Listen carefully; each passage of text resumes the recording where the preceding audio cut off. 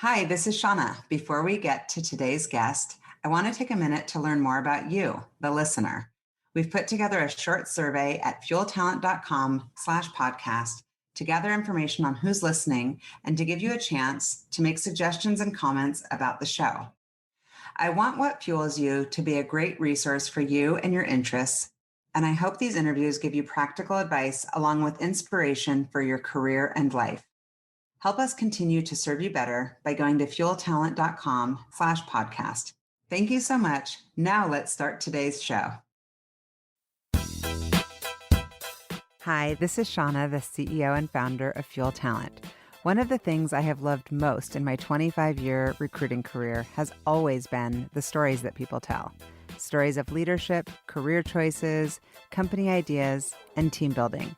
My inspiration for starting the What Fuels You podcast came from being curious about people's lives and wanting to help share their stories. What path brought them to this place? What decisions did they make that led to failures and successes? Who influenced those decisions, and what lessons were learned along the way?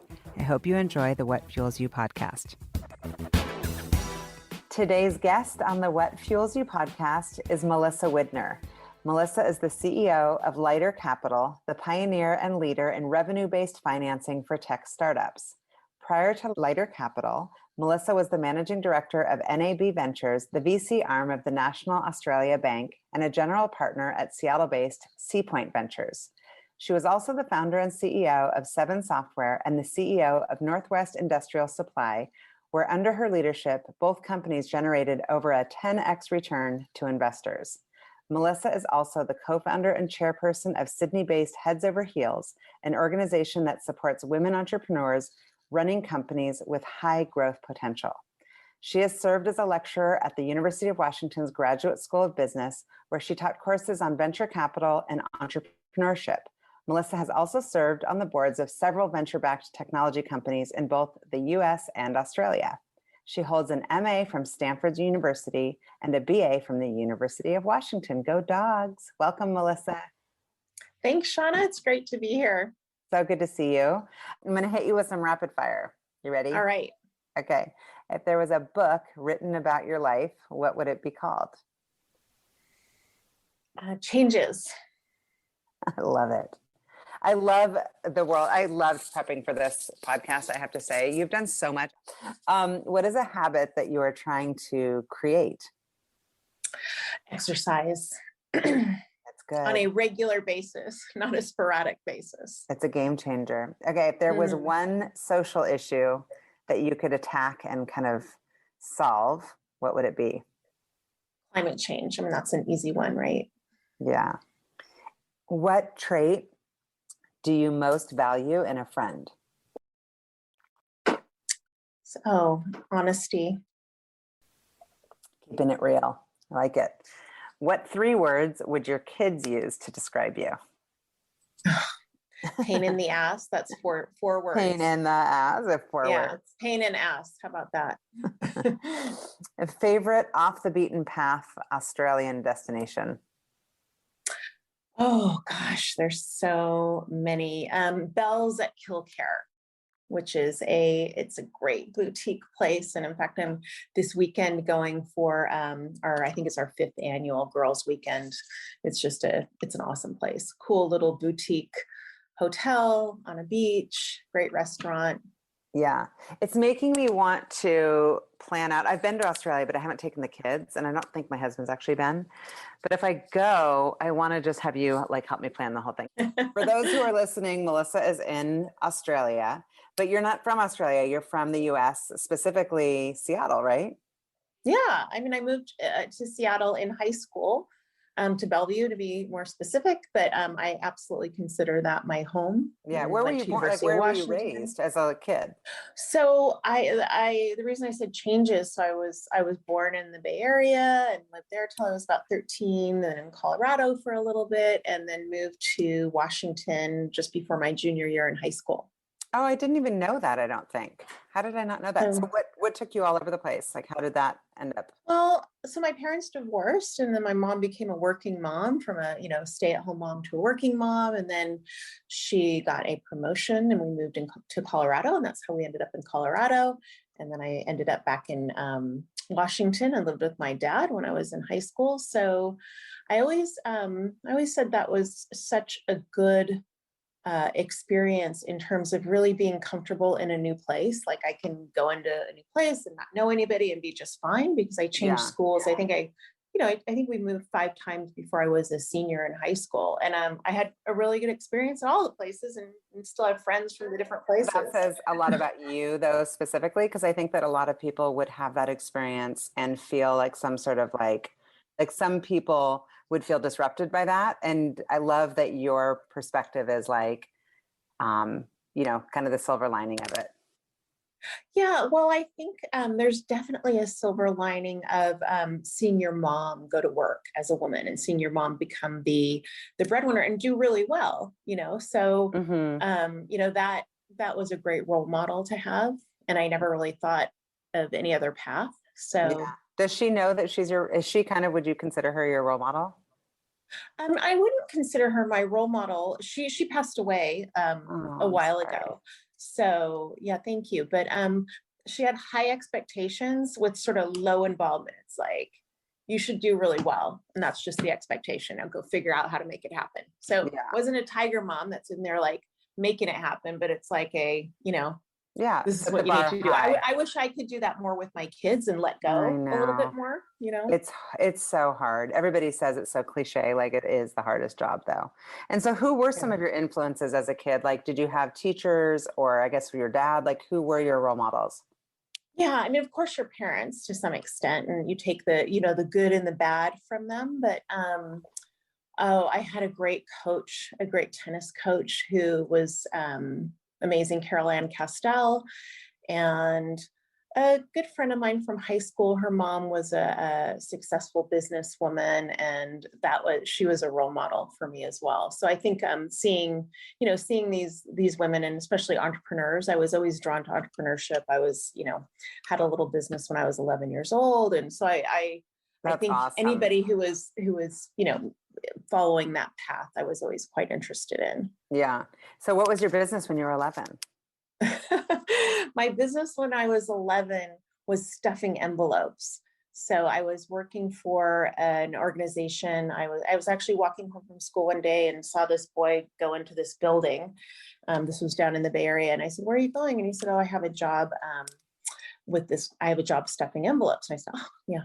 What do you get paid?" He said, "Well, I get paid 70 cents per 100 that I stuff." I'm like, "Oh, that sounds pretty good. Are they looking for more people?" And he said, "Yeah." So I went and started stuffing envelopes, and I asked if I could take them home, and they said, "Yeah, you can take them home." So I took them home, and then I lived in an apartment complex, and I recruited a bunch of kids. I was love this. 5th grade or 6th grade to do it for 50 cents 100. So that was my first business. And my mom thought that was really terrible, but I realized like that's just business. That's called business. That's amazing. Yeah. That's perfect. So what did you do with the money? So I was a good saver. I was a very good saver as a kid. I'm still a good saver. I was about to say, I feel like we talked about this and you were saying that you're still a good saver. I think we did talk about this before, Shauna, but I was a good saver. So I saved, I mean, look, we were talking at that time, maybe a couple $100, which was huge money when you're 10 or 11 years old. But, I saved. Yeah. And I don't have a really exciting story to tell. I saved and saved until I bought my first house in Seattle when I was 23, and it was a $100,000 house in West Seattle. And, probably the savings back then kept building up to, eventually being able to have a down payment on a house. Yeah. And would you, if you had to do it all over again, make the same choice as far as attending University of Washington? Yeah. Yeah. I loved University of Washington. Absolutely. You have 4 kids, right? Mm-hmm. And how are any of them college? Like what? One just graduated from University of Washington, which is right. One is a junior at Wharton, and then two are younger. One's in high school, one's in primary school. Yeah. So you've been through this, and like asking through that perspective, it's so different when we went to school. It was just like, oh, I feel like going to school here, I'll apply there. But it wasn't this tiger mom vibe that all these kids are getting, all this pressure. But it wasn't like, I think that's probably why I am a bit of a I want to get involved in it, because I was completely on my own. And I always think if I had some guidance, I remember filling out my college applications and handwriting them, Of course. Yeah. And what did you end up studying at UW? International studies with trade and finance in the Jackson School. That's incredible. And so you had a sense, at least, to pursue business. You knew that you had this entrepreneurial bug. And I remember you telling me, I love the story that you told me about starting your hair bow business. Yeah. Tell me more about that. So in college, and this is in the 80s, when big hair was in, and my roommate and I started a hair accessory business, and this was scrunchies and bows, and we had like 11 or 12 different designs, and we basically created a board, and then we went around to all the sororities and took orders, and we got a couple $1,000s of prepayment orders. So that's what we did.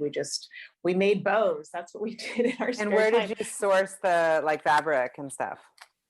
Oh, there was a place down in Soto where you could go. It was like a wholesale, and you could get like the clips and the fabric and that kind of thing. It was called M&M Bows. And it's interesting. My business partner, Mignon Fogarty, who was a sorority sister, she's now, we ended up reconnecting at Stanford. She was getting her PhD in molecular biology. She was an English undergrad major at University of Washington. And I was there in the business school, and we reconnected. But she's now Grammar Girl. She's like this famous author. She's written 7 books on grammar. I've heard of her. Yes. Yeah. So it's funny. We had a bow business together way back. That's incredible. And scrunchies are back in. So. Scrunchies are huge. Yeah. So what was the result of that? You sold that business, right? Like actually No, that was just, that kept us in. Well, look, back then it paid tuition, because tuition at University of Washington was $500 a quarter, not including room and board, but the actual tuition. Yeah. So that paid for college, but it did lead to, the first, big job I had was running the industrial supply company. And it's actually, you probably know, the people whose dad owned it, but it was one of my sorority sisters, and her father saw me with this bow business and thought I was really entrepreneurial. And he bought this company to turn around, and I was going to go to law school, because that's what you do when you have a liberal arts degree. And he said, why don't you come in and try and run this company and turn it around? And that was the industrial supply company. So we did that. He made a 15x return on his investment. So we turned it around. It was, it was really successful. How old were you at that time? That's incredible. I was 23, almost 23 when I started it. Yeah. When I started working, it was a 45-year-old company. So I'm asking from the perspective as a mom. Hopefully our kids listen to this, and like, what was it about you? Like, what did he see in you that differentiated you? Like this grit, this hustle. Like, how did you show up like that for him? Well, I think it was actually his daughter, who was my friend, who would go home, and I was doing some stock trading. It was right after the market crash in 87. I was doing some stock trading. That's where you had to get up and call your broker. And she would talk to her dad about me. I think someone who had a business and was doing this and putting herself through school, and he thought that was great, because she, I think to this day, it's rare. It's Melissa. Well, to this day, well, it's not rare. It's not rare anymore. Now everybody in college. But think about that back then. You're like, okay, this is my girlfriend who's started a company, who's paying her way through college, who's trading stocks, in the morning, like getting up early. Yeah. That was definitely. It was weird. It was weird back then. It's not weird now. It's great. It's awesome to go to University of Washington now and see, all the businesses that undergrads are starting, and all the resources that are available. Oh, yeah. Yeah. Would you have been successful or happy, do you think, if you had pursued going back to law school and like been a lawyer? Probably. I mean, I think business is absolutely where I should have been. I can think back to like when I was 5 years old. I was so entrepreneurial, and not all really successful entrepreneurs, a lot of them came to it later in life, but it wasn't even a path. I don't know. As a girl, I wasn't even thinking that way. I was thinking, what do you do? And what did you do? I mean, this is going back to, Sean, I know you're a little bit younger than I am, but it was, that's what you did. If you were a good student in liberal arts, you went to law school. Right. Interesting. And so how have you kind of parlayed that into your messaging to your kids? So yeah, they're not going to have the same motivation that I had because, as a child of divorce and going from, if you have changing economic circumstances when you're younger, it's a lot of motivation. And I lived in Bellevue and went to Bellevue High School, which, is the catchment is Medina. It's a very wealthy area. But we weren't wealthy at all. So that is good motivation. So Yes. my kids will not have that motivation. Yes. A lot of guests that I've had on have had obviously financial success. And it always is interesting when I talk about how you pass on the grit. Like, I guess what is your driver or your fuel to keep you wanting to continue to take on so much? Well, I think now with Lighter, it's what I love and what I found out that I really love. So when I sold Seven Software, that was a great exit. And it's, before that, work had always been something you did to make money and get financial security, or something I did to make money and get financial security. And then, once I had that, I thought, oh, great. Now I don't have to work. I can just do whatever. And then what I found is that I just love starting companies, and I really love working with entrepreneurs. I went and did charitable endeavors, and that was great. But I absolutely love that piece of being involved in the startup. So I was in venture capital for a couple of decades, and that's great because you get to do that in venture capital. You're working with the most interesting people on the planet, startup entrepreneurs. And then Lighter Capital is even better because we are providing we're providing growth capital to entrepreneurs, and we're not taking any equity and we're not taking any control. So we just get to do all the fun stuff, which is, give them capital, give them advice, give them connections. And I've never been involved in a company whose customers love them this much. Well, it's such a great business model, and it's such a win-win. I love Lighter Capital also, and I didn't start it. It wasn't my idea, but it's so good. And I knew it was good when we invested, but when I came in as an investor, but until I was actually involved in the company, I didn't have an appreciation for it. Right. I want to go back to, we haven't even touched on like I guess the advice you would give as far as getting an MBA. Did you think that yes. And people ask me this all. Well, I do ask a lot of people with an MBA, and I just want your opinion on it, because obviously getting an MBA versus getting an MBA at Stanford, two different things. Right. Yeah. So how has that, I guess, helped propel, or how has that impacted your career? Well, I think it opens up a lot of doors. It was really surprising to me the day I showed up at Stanford Business School, the day we all did. There were recruiters, and there were, events, really well catered events all the time from day one. And I thought, that's so interesting. Like, I'm the same person I was at University of Washington, why weren't they there? People love the pedigree. Absolutely. Yeah. So it really does. I think it opens up doors, but it's not all these doors are open anyway. You just have to work harder to get in them. Then it kind of makes it easier, which maybe makes people not as hungry, right? So, but I would say just it gives you, this a credibility that, whether it's deserved or not, it's going to open doors for fundraising, for partnerships, for recruiting people. So I would absolutely recommend it. I've talked to a lot of people about it, going back to business school, and they're looking at it from an absolute economic standpoint. I don't know what it costs now. It's probably like $100,000 a year or something, but they're saying, okay, I'm going to take 2 years off of work and not get paid, take that break in my career and have to pay $100,000 a year, whatever business school costs now. And they're looking at it from an economic standpoint without taking into account all the other ancillary benefits. But were you aware of those benefits before you applied? What drove you to even apply to begin with?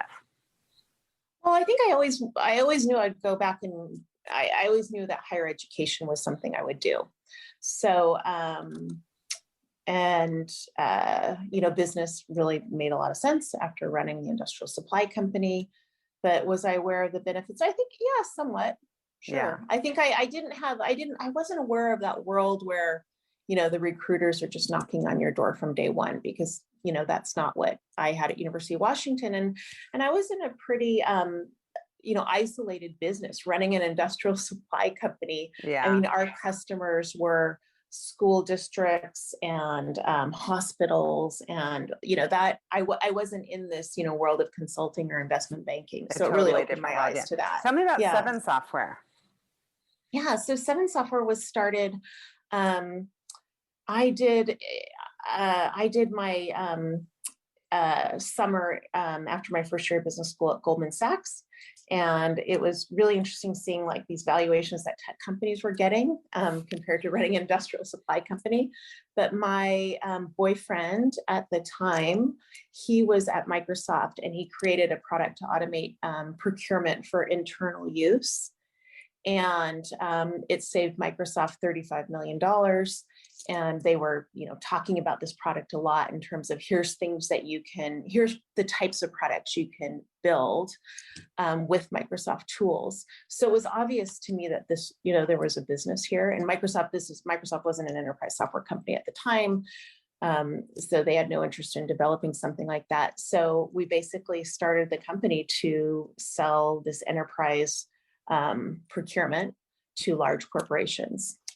And so I was the CEO. My boyfriend, who's now my husband, at the time was the CTO. He was the developer. And we got our first check from a guy named Kerry Timbrell, who was at Goldman Sachs. And I had an offer to go back, and I was trying to decide if I should, take that, which seemed great to me, or start this business. And he said, you absolutely should start this business, and I'll provide you with your seed money.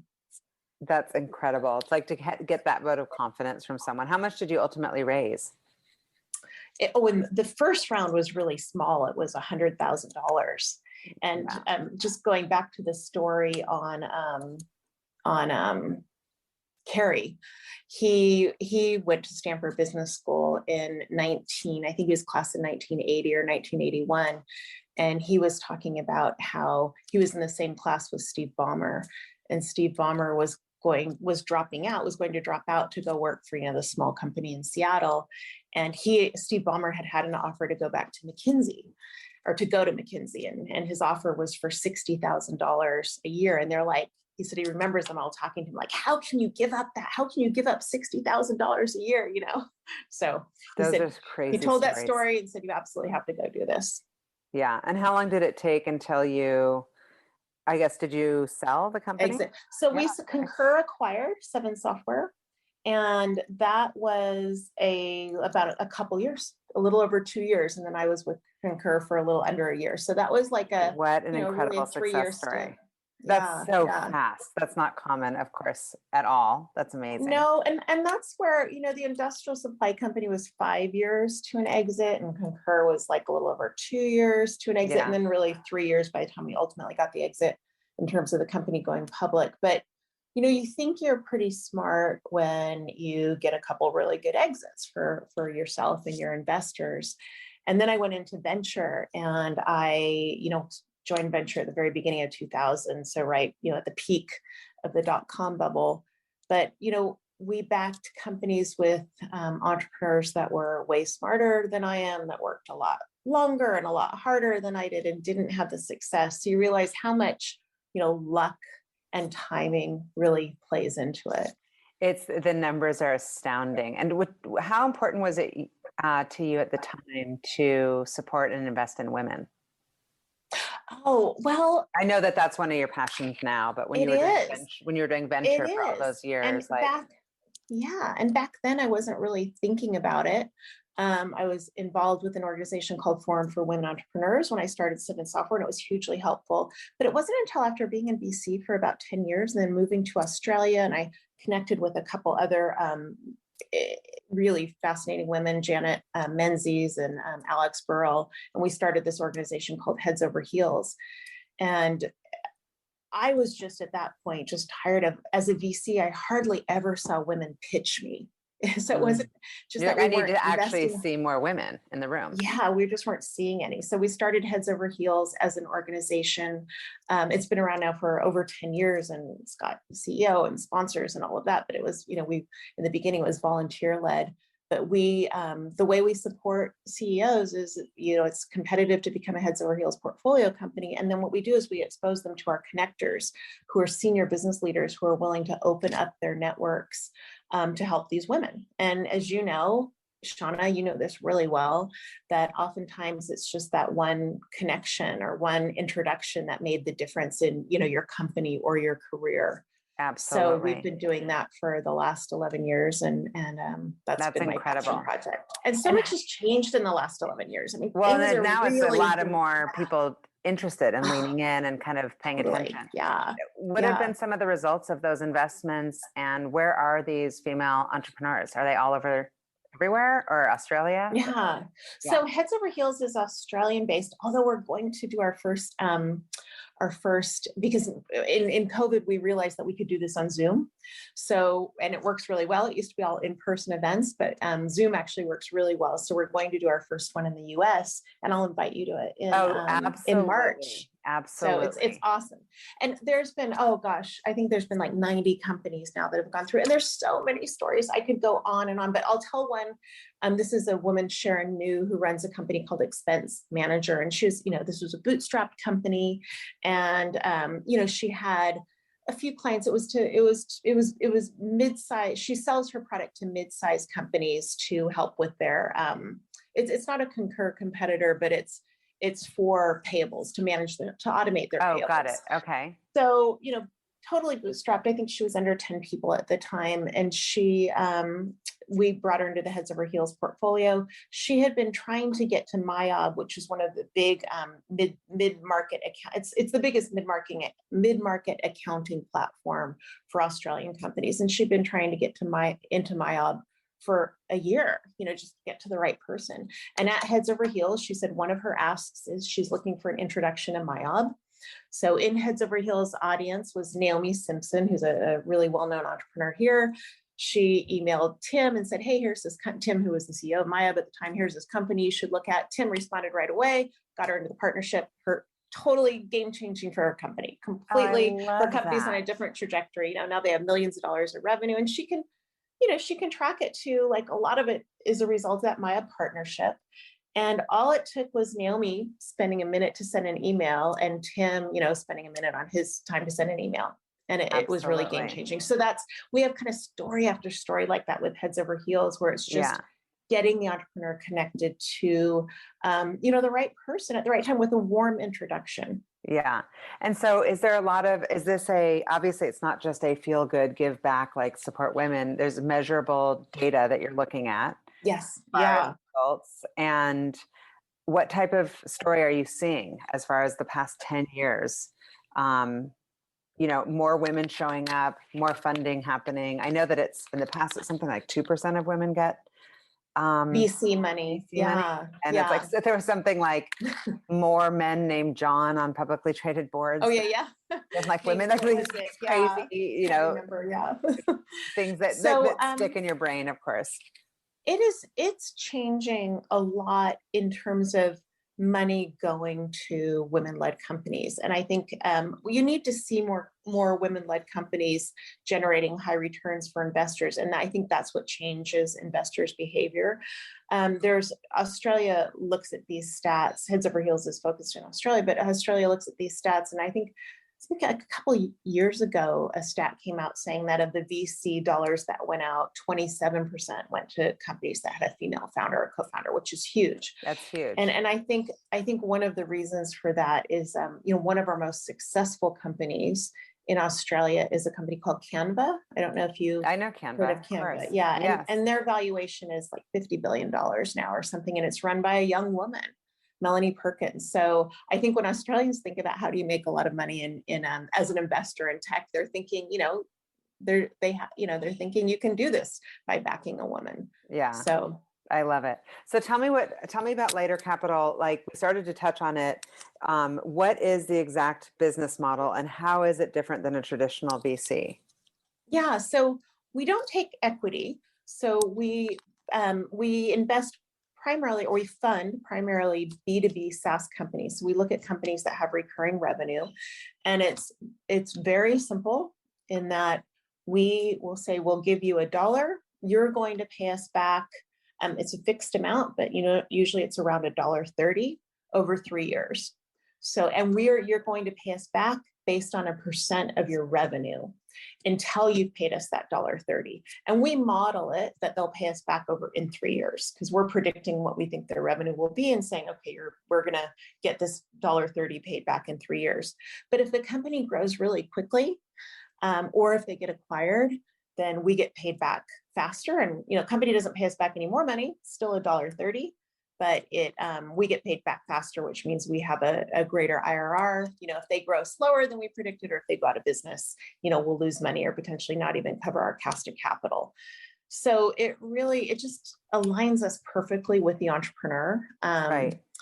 So you're coming in later than, you're not coming in at like the pre-seed or seed round because they need to have traction. Well, the minimum revenue is $15,000 a month. 15,000 a month. Okay. Yeah. But we have companies that have over 20 million in revenue. A lot of times those are companies that grew with us. But we've done, I think, 850 financing rounds since we've started. Wow. And so there's a lot of great stories. One that I love to tell because it's such an extreme story is a company called Seamless AI. That's it's a husband and wife founding team, Brandon and Danielle, and they took money from us when they had 3 million in revenue, and they took a couple $1 million loans, and then they used that money to grow to over 20 million in revenue. So they got from 3 million in revenue to over 20 million in revenue with zero dilution. Oh, it's incredible. And, Brandon stands up and says he's personally worth more than $100 million more as a result of taking this lighter capital, non-dilutive money than if he had taken, because he had offers from VCs when he was 3 million in revenue, but he grew it to 20 plus million and then did a private equity round. So, that's an extreme story, but we gave $240,000 to Fishtown Analytics, or we loaned $240,000 to Fishtown Analytics. That's now called DBT Labs. They went on to raise 5 million from Andreessen and then 30 million from Sequoia. And then they just did a round and now they're a unicorn. So, they were able to, take our money early on, no control, no dilution, to and get do you them take a board seat? No, we don't. This is what's so great. We help the companies with connections, and we help them when they're ready to go raise venture capital. We'll help them with their pitch deck. We'll help them with introductions, but we don't take any control. There's no financial covenants. So it's and VCs. I was a VC for a long time. They can be super helpful, but they also can be disruptive if they have different exit. There's not alignment. Yeah. If there's not alignment or or if there a lot of times what VCs do really often, because they have to, it's their business model, is they just push companies to grow too quickly and they put too much risk on the companies. And it's exactly as VCs should behave, because they're going for those unicorns. They need every investment to have the possibility to pay back their fund. So, a lot of times they're pushing, entrepreneurs kind of out of their comfort zone. Right. Where the entrepreneur might be holding on strong to like product market fit and aligning to make sure that the product is actually where they want it. And they're just focused on we'll sell. Right. And we need, get that up round, you have to show that huge revenue growth, get that up round. That's, and that is their business model. Yeah. And how does the deal flow come to you? Like, how do these entrepreneurs find you? If someone's listening right now that could potentially use some funding, or loan, how does it work? It's a super simple process. So there's a pre-qual where you can go in and spend less than a minute if you're a slow typer, just to see if you might qualify. And that's sort of like, are you a tech company? Do you have, if all of your revenue comes from one customer, we wouldn't be able to fund it because it's too much risk since we get paid back on revenue. But there's that. So that takes less than a minute. And then our application is 10 minutes. Yeah. So our application, we take the data from your bank and your financial, from your accounting platform. And so compared to going out and raising a VC round, which can take, months, this is something that literally takes minutes. And, you could be funded in a couple of weeks. Well, it's hard for entrepreneurs too, though, because I'm thinking about people that I know, even right now, that are building companies, and they may be just kind of beta testing their idea and not charging customers. Right. And trying to kind of find product market fit. They're also trying to fundraise. They're also trying to hire. it's a tough job, like being an entrepreneur, just trying to, It's the hardest job in the world. it's Maybe so not the hardest hard. in the world. I don't know. There's probably some, but it is not easy. It is not for the Yeah. faint of heart. And is it just as simple as the criterion that you mentioned as far as qualification, or is there some sort of analysis on like who the person is that you're actually investing in, like the team? So there's a lot of data that goes into the decision and goes into the pricing, but team is not taken into account at all, which is completely different than the venture model. Yes. So the venture model is, team's the most important thing, and that's a completely subjective measurement, which is why, all these unconscious biases come into place, why you see such a small percentage of women getting funded, because that's not what, Right. you're used to seeing in terms of successful exits. Absolutely. So underrepresented founders for sure, combined even with the pedigree thing. I think sometimes I hear about people, they got funded and it's like, you don't even have an idea hardly, but we've got the pedigree, or we've got like, I worked at these two companies and I went to this school, and it's actually really fascinating. College people went to. I mean, maybe we should put it in our credit decisioning, but actually be interesting. We have so much data now after doing this for a decade. We should look back and say, did college graduates on average do better than ones that weren't, or because we don't or take even that which into school. account I think at it all. would be fascinating, Melissa. And I think actually if you start to show the ROI to the community, it would be actually super fascinating, because it is still a good old boys network. I mean, it just is.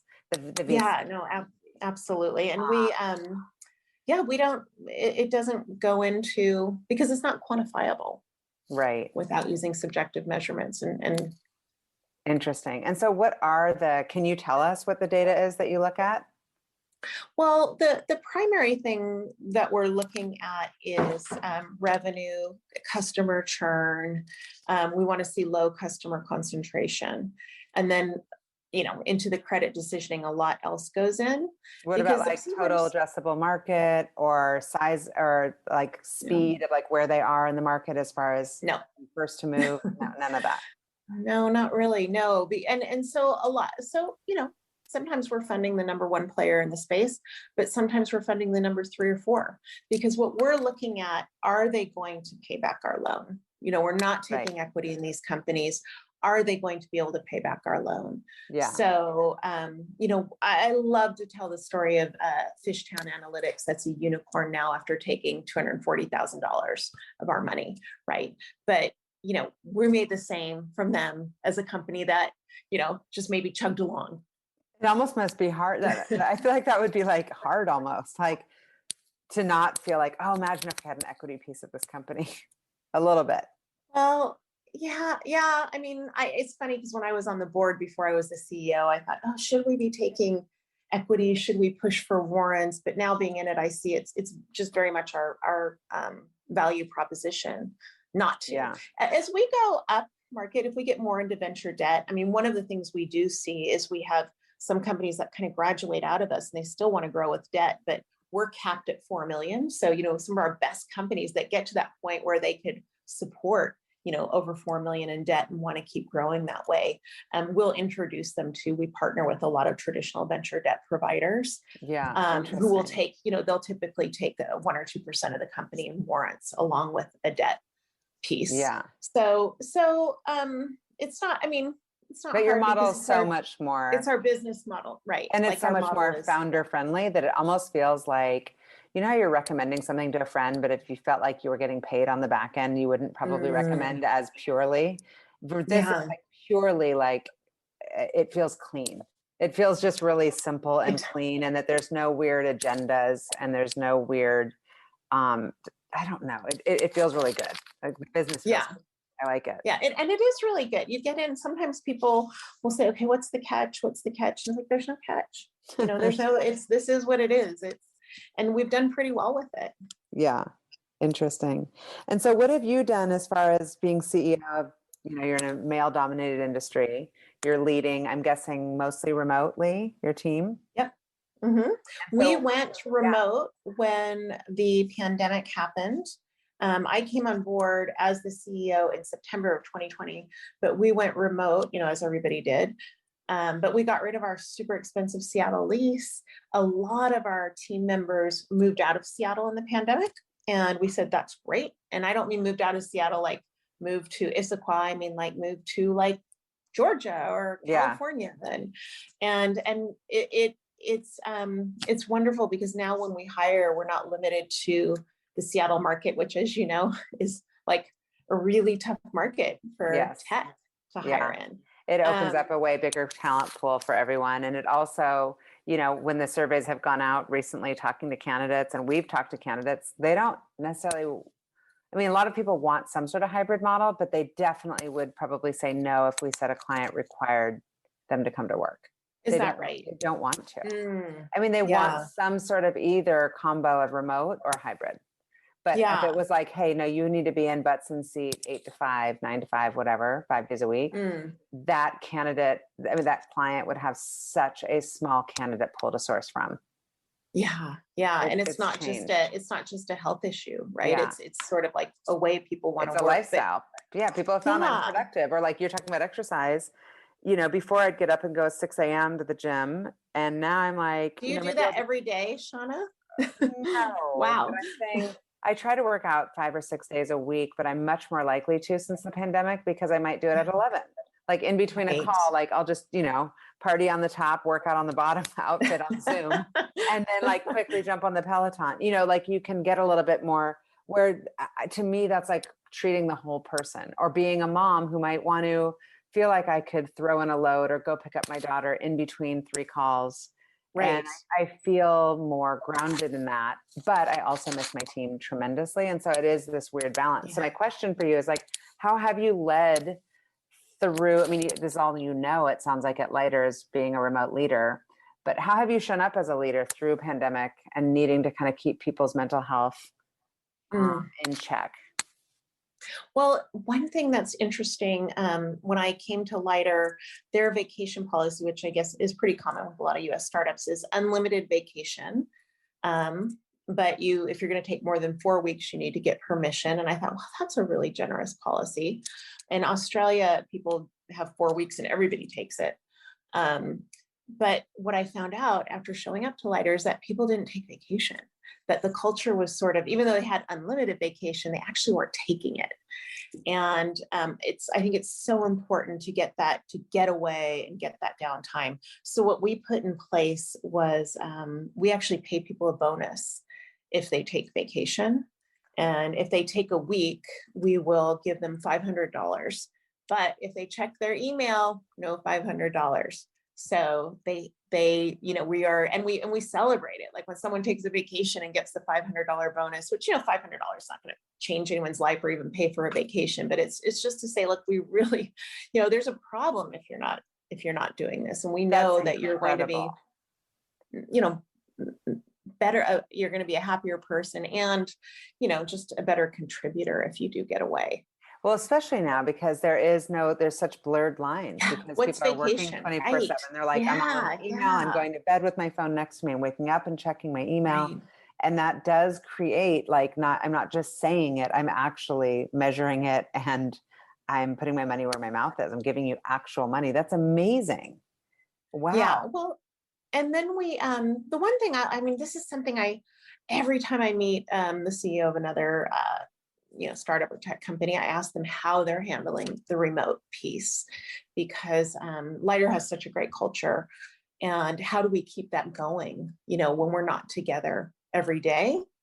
And so we're constantly, you know, trying to figure out best practices for that. What we've settled on, and it's so hard with this pandemic, what we've settled on is twice a year, we're going to get together in person in some really cool place. In March, we're going to Hawaii.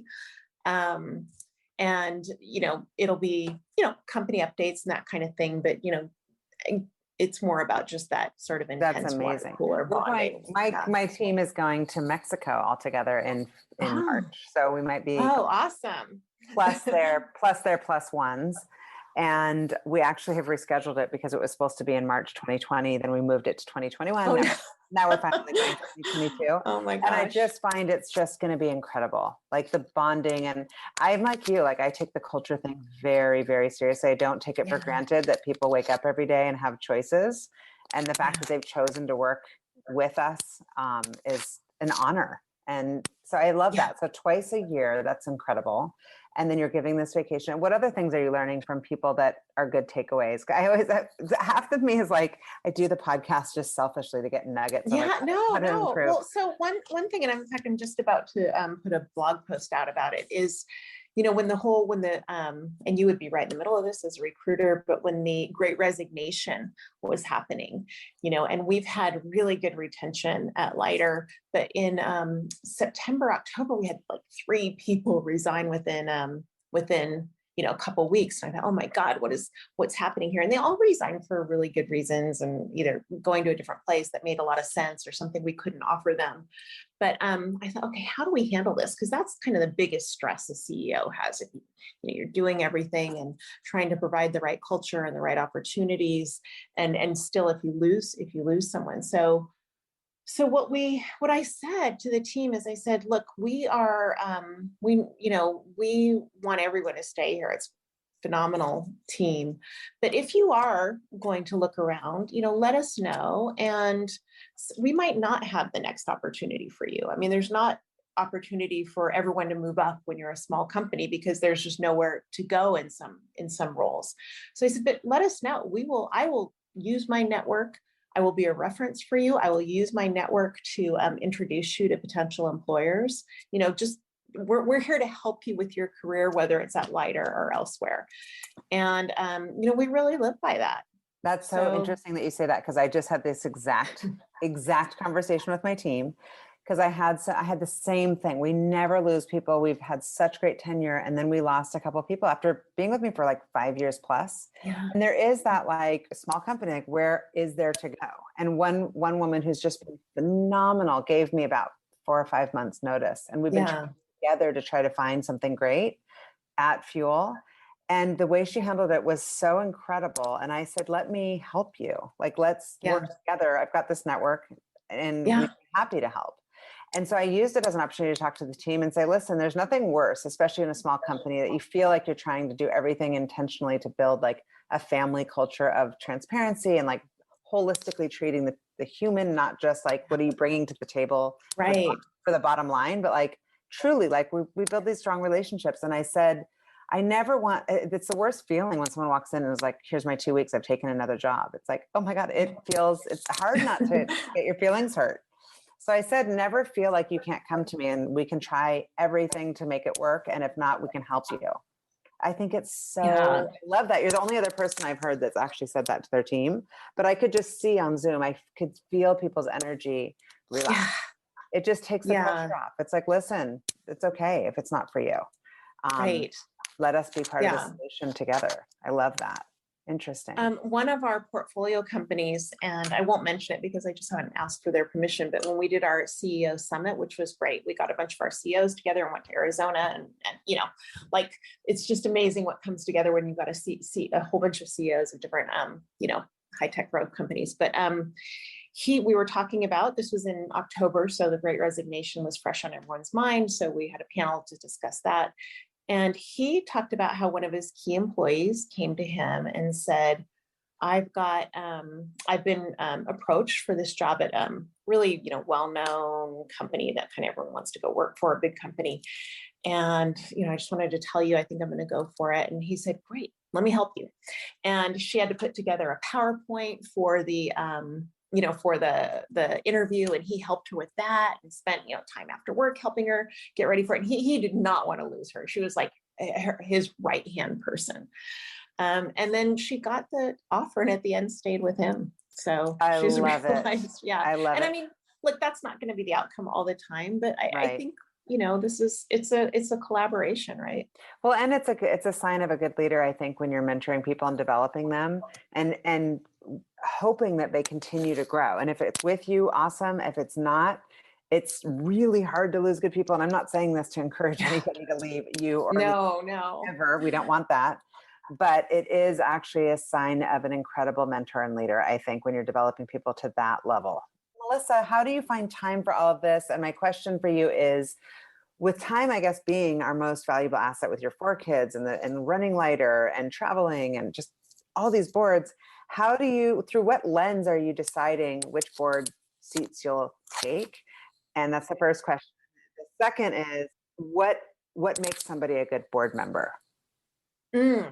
So I don't sit on a lot of boards now. Like I've sat But on a lot over of boards time, as a like you venture. have, Right. I mean, it's Yeah, but incredible. right now I've got Lighter. I'm on the Shore Foundation board, which is where my kids go to school here in Sydney. And then Heads Over Heels, I chair. So those are, and I've been approached for other board positions, and I don't have the time right now.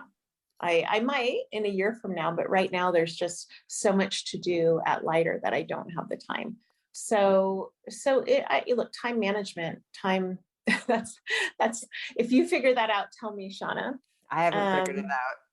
I would say, one thing, this is something that this guy named Paul Taylor, who's like this guru coach, motivational speaker who NAB, would bring in to talk to team members when I was at National Australia Bank. And he taught something called the catastrophe scale. And I talk about this all the time, but it's, he says, okay, think about like the worst thing that happened to you last week. And where does it sit on the catastrophe scale? Like a, 1 to a 10, right? And 10 is like worst and 1 is not so bad. And before he goes into that, he talks about what stress does to your body and to your productivity, and how like stress just really is damaging. It's not good for you. Not just not good for your productivity. Maybe some people thrive on stress, but it's actually really bad for your health. So, people think about the worst thing and they go, okay, that's an 8. And then it's something that, had a bad presentation with your boss. And he goes, okay, now imagine you came home and you found out that your whole family had been killed in a car crash. He goes, where's that sitting? I was like, oh my God, that's a 10. He goes, no, that's about an 8.5. And then he says, imagine like your family's beheaded in front of you and then you're forced to go fight in ISIS, like my mate so-and-so had to do. Because, maybe that's a 9.5 or a 10. And what that does is it just goes, oh my God, like, why am I letting stress over these things that really don't matter? Why am I letting this stress me out at all? So I think that's something you just kind of learn with age, and that helps with the time management, not knowing you're not going to get to everything. And at the end of the day, you're just going to do your best. Right. It's about like the perspective. But so for you, having been on so many different boards, what has made you feel like it's worth your time, and what makes somebody a good board member? So a good board member, there's so many different ways you can be a good board member. One, just, I have a great board at Lighter Capital, and the board, they're always there. They're supportive when I need it. They provide great advice, and they open up their networks. So I think depending on the needs of the company and the needs of the CEO, being able to open up the network is usually the most valuable thing that a board member can bring. There's the advice and the sounding board as well, but those are things you can get from a lot of different places.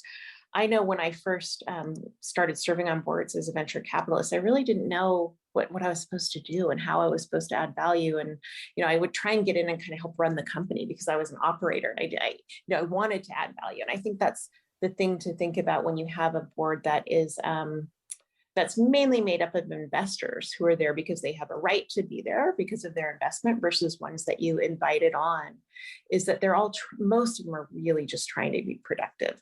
So I've met so many entrepreneurs who don't use their boards and don't reach out to their board members. They just assume they're very busy, and they are busy.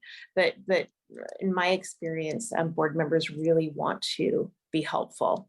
Yeah. So I would say find out where the needs are of the CEO and help them, and support the heck out of the CEO until you don't, and then get a new CEO. Get a new CEO.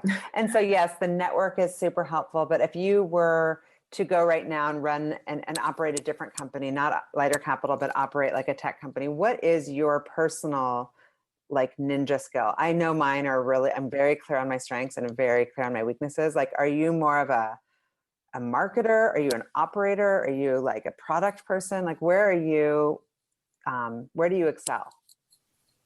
I would on the sales side. Yeah. And sales and vision. Yeah. That's awesome. I love the feeling of sales. And I've always said this, and I say this to my kids. I'm like, if you can sell, like, you're always going to be fine. Yeah, You yeah. always say you can land on your feet. Like at the end of the day, I'm like, I just think it's an incredible skill to have because if you can create revenue and you can create business out of something, Yeah.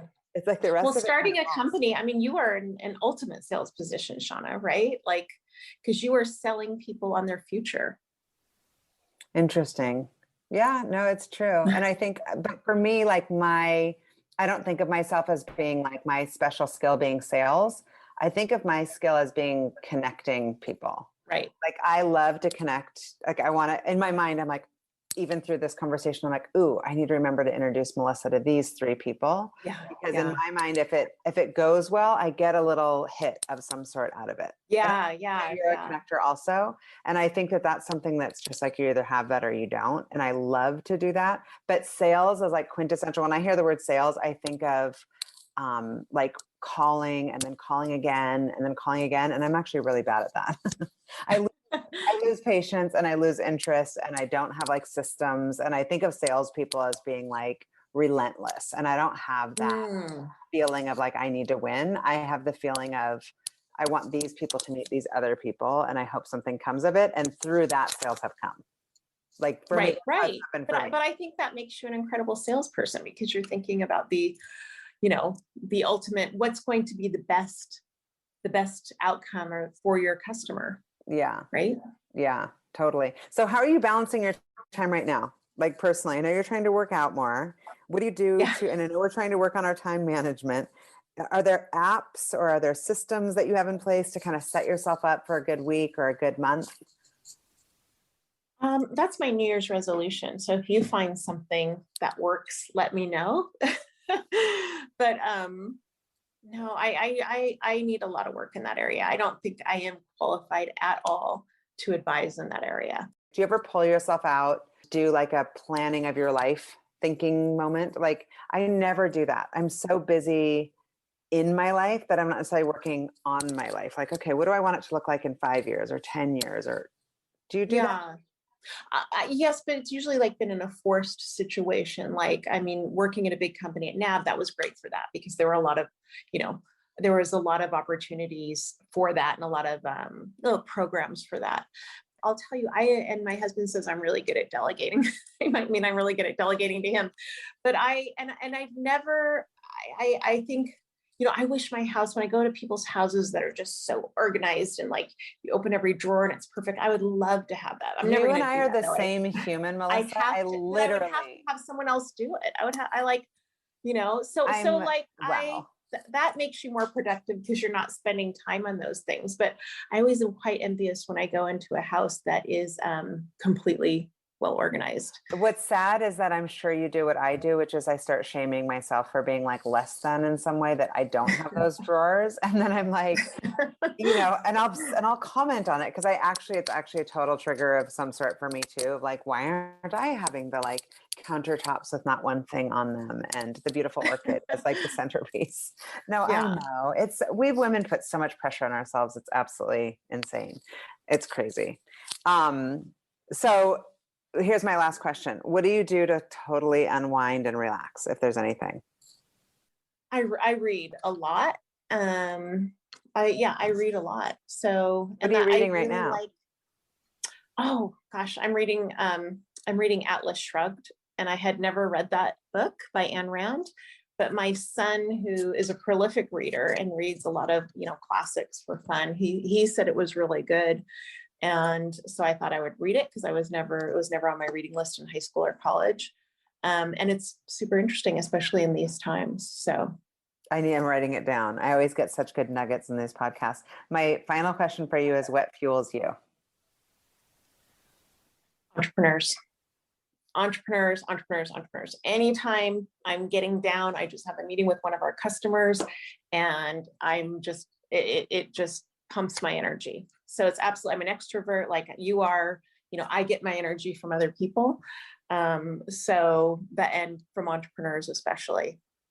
I love it. Well, they're lucky to have you, and I wish you much continued success. I'm tracking you, and I'm super inspired by you. So thank you for joining on the podcast. Well, and thank you, Shauna. And I want to give you a little bit of a plug. So we are working with you for the first time at Fuel Talent to hire somebody in marketing, as you know. And I was just I'm blown away by the service from Mindy and your team, but also just within 2 days of us, putting this job rec out, you delivered 5 amazing candidates, which that's all Mindy and her team. But I was just blown away by that. So you have such a great reputation in the Seattle area, and now that we've gone to this virtual world, it's endless. It'll probably grow beyond Seattle. Yeah, I hope so. Thank you. I appreciate that. Thank you for listening to the What Fuels You podcast. Be sure to subscribe, rate, and review on iTunes, Google Podcasts, or Spotify, and follow us on social media to keep up with the latest news and episodes.